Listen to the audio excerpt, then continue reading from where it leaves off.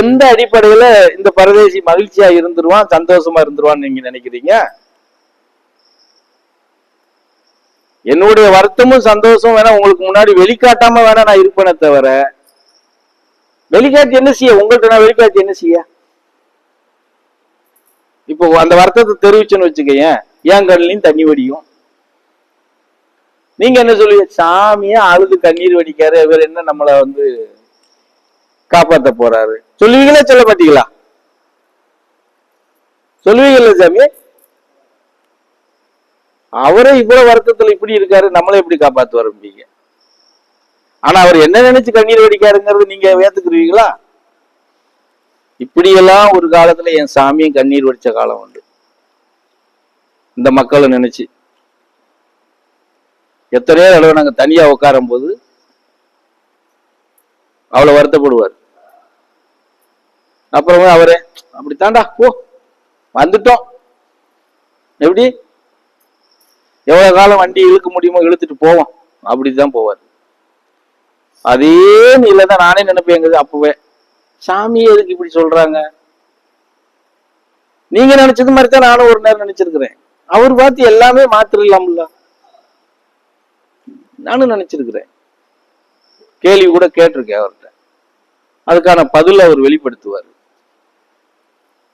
நாளைக்கு நீயும் இதே மாதிரிதான் ஏமாந்துராதுன்னு கூட சொல்லியிருக்காரு. இதே நிலைக்கு நீயும் தள்ளப்படுவ. தள்ளப்பட்டா கூட நாம நம்மளுடைய இடத்துல இருந்து நாம ஒரு துளி கூட மாறக்கூடாது. அதுதான்டா சத்தியம்னு சொல்லி இருக்கிறாரு. சிவ சித்தாந்தம் சித்தர்களுடைய நிலைப்பாட்டை எந்த காரணத்தை கொண்டு மாத்தி பயணம் பண்ணவே கூடாதுன்னு தான் எனக்கெல்லாம் சாமி அறிவுரை கொடுத்துருக்குறாங்க. அதுக்கு காரணம் என்ன?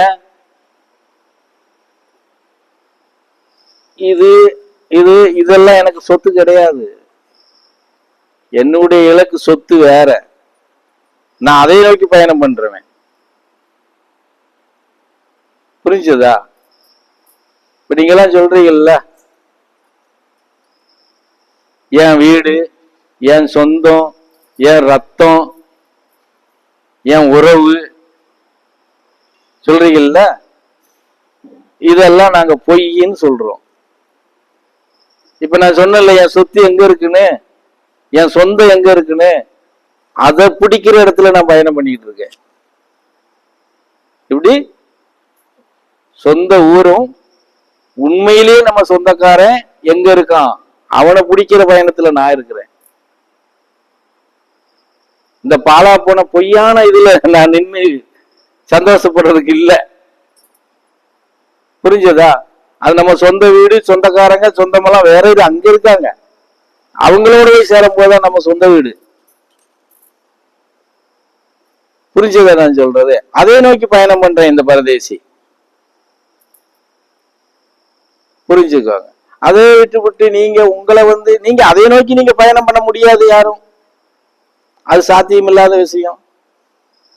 இருக்கிற இடத்துலயாவது ஒரு சின்ன சிரமம் இல்லாம, ஒரு துயரம் இல்லாம, ஒரு வேதனை இல்லாம, ஒரு மனசுக்கு நிறைஞ்சது மாதிரி பெரிய அளவுல மகிழ்ச்சியா இல்லைனாலும் குறைஞ்ச அளவுல மகிழ்ச்சியிலையாவது வாழ கத்துக்கலாம் இல்லையா?